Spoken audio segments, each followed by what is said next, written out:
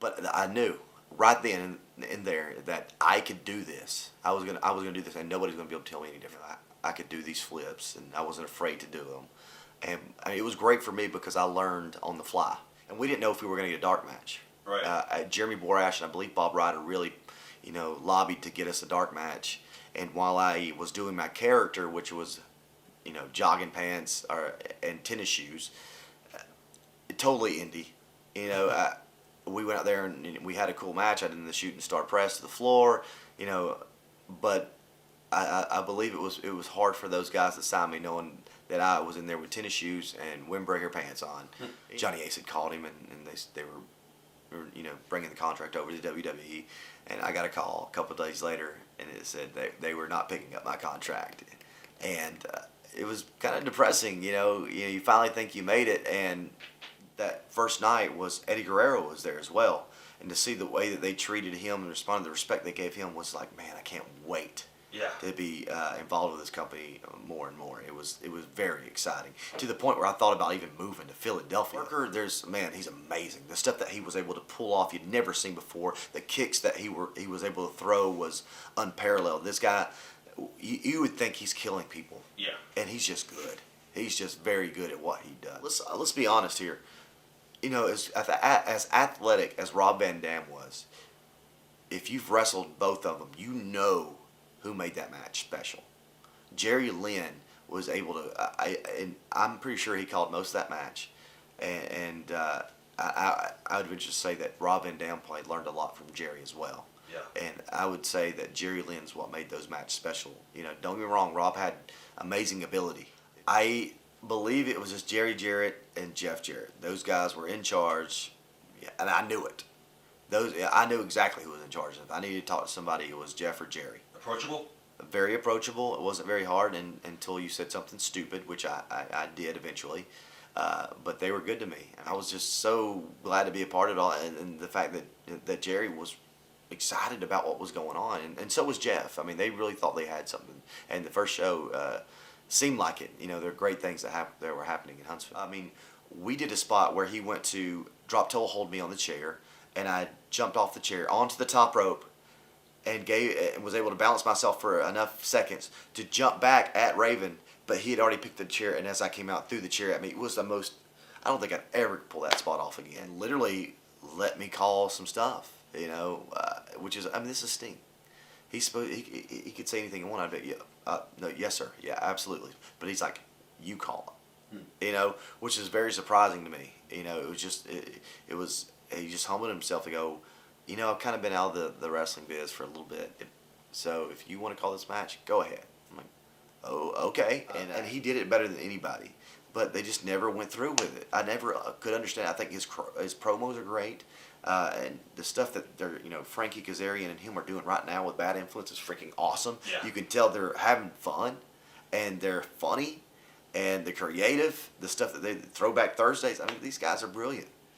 There's money to be made there. 100%. They are Duck Dynasty in real life. These are really who these guys are. Yeah. They are playing themselves. Yeah. So these aren't characters they're playing. They're just playing Mark and Jay Briscoe, which is awesome. And they're so talented, man. I get fired up when I talk about these guys. You kidding me? I had no problem going back to the X Division because I enjoyed it. It's the split personality where he doesn't realize that Joe Park and Abyss are the same people. Right. It seems to come down to blood, where he turns into Abyss. But we've got to tell that story of when he finally realizes that he is me, myself, and Irene. That kind of deal. Early on in your career, what did you consider your home? ROH or TNA? ROH. ROH? There's no doubt about it. I considered ROH as my home. But if you pin someone, you have the ability to hang the belt. Right. Reverse ladder match. As crazy as that match was, it actually came off and worked. And where Jeff got his, King of the Mountain. Yeah. Jeff Jarrett. I'd heard it all before. I've heard that they're going under. Right. Over and over. To the point where I said, I'm not listening to anybody else. I don't care what anybody else says. I have a job to do.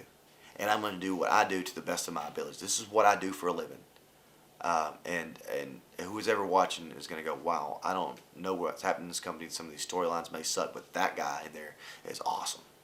Tomko and his personal demons and stuff like that. But nobody's perfect, man, and I still consider him one of my good friends, and I would do anything for him. I hope everything goes well for him, and he gets back on his feet. I'm sure he has by this time. Yeah. Well, you got to understand what was going on here.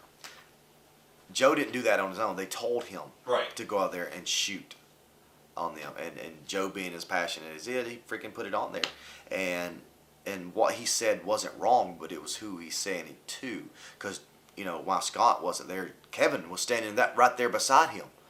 So I can understand why Kevin would have taken that, like, wait, dude, I'm here, and why he would be pissed off. And I don't think that it's accurate to say that Kevin went after Joe. I don't think anybody's went after Joe. But when those guys came in, everybody went, here we go again. The good old boys network. Here we go. But a bad taste in everybody's mouth because we saw it firsthand. And luckily, I don't know if Spike got involved or who got involved and said, hey, we're not doing this. And some of those guys were gone. And I have no idea what the point of Bubba the Love Sponge was. I have no idea what his purpose was there. And with Christian, the coalition, and when I went with Kurt, it actually got worse. The more goofiness commenced after that. But it was fun, man. And that's the worst part, is trying to keep up with him in his cardio. The guy's a machine. He's amazing. He's always going to be up and ready for you. Don't worry about it. But if the matches that we've had, we've never had a bad one. It's been fun every time I've gotten in the ring with him. I know him, and he knows me so well now. No match has to be called. We can just go in there and wrestle around for a little bit, and that just goes to show how great Kurt is, man. He's one of the top guys ever in professional wrestling. You can get in there and go with anybody and have an entertainment. I've learned from Nigel that if anybody asks me if I've ever had a concussion, I'm just going to lie and say that I haven't at this point. If I need to get my license to do, I'm just going to lie. Wow. If that's what they're going to do. So it was sad to see him go, man, because he was such an awesome talent, and he was, he had, when it comes to UK fans, I mean, they were behind him. Right. He's legit. Like, he's not to say that the other guys aren't, but this is Nigel McGuinness, who's been around and earned some respect. The most entertaining things I've ever saw on TNA was when Jay Lethal was imitating Ric Flair. That was most entertaining. It may be the most entertaining I've ever seen on TNA, really. I know that Eric Bischoff, as far as music, didn't like words in music because it took away from the entrance, and the commentators couldn't talk over the words and music. I did learn that about him, but other than that, I don't know much that changed. I know that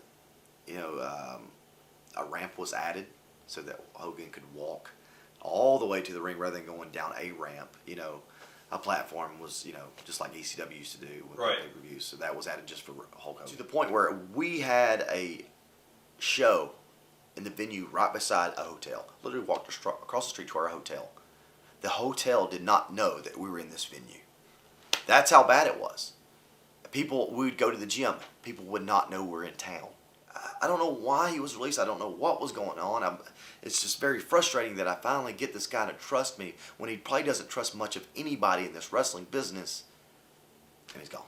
I almost killed myself. Literally, the last thing that we should have done was Chris Sabin drop kicking me and me almost killing myself. I literally thought I was coming down on my head. I thought I'm the world champion, and they still don't have a contract with me. Like, this is weird. Why would they do this? This is not helping them at all. This is hurting them by having me win their world heavyweight title and not have a contract. October, I won the world title. November, I still don't have a contract. December 15th, I still don't have a contract, And then I'm not about to take a pay cut after everything I've done, all the blood, all the sweat, all the tears. That's reality. That's a fact that I've done in that TNA ring. I'm not about to take a pay cut. You have no idea what I've been through past 11 years. I've been down the roller coaster. Up and down, and I've put up with it for very long. If they wanted to send me to developmental for, let's just say, a month to get used to the ring and the environment, I have no problem doing that. All I know is that the Styles Clash was performed perfully, and somebody decided to tuck their head. Right. This is probably one of the safest moves in professional wrestling. First time I'd ever met Christopher Daniels. Went in there, had an amazing match, and I almost want to say that was a stamp of approval that this kid can go. He went toe to toe with Christopher Daniels. They had an amazing match. You got to see him. And then it was another match with Low Key. That go, this kid can go. Let's get him out there. You want to book him, and it's like that old girlfriend of mine. For my first love, and I'll never be able to get her out of my heart. You know, she'll always be there. But the reality is we're not together anymore. It's a hard pill to swallow. The only guy that I know that loves that company more than I is Jeff Jarrett. And he leaves, something's wrong.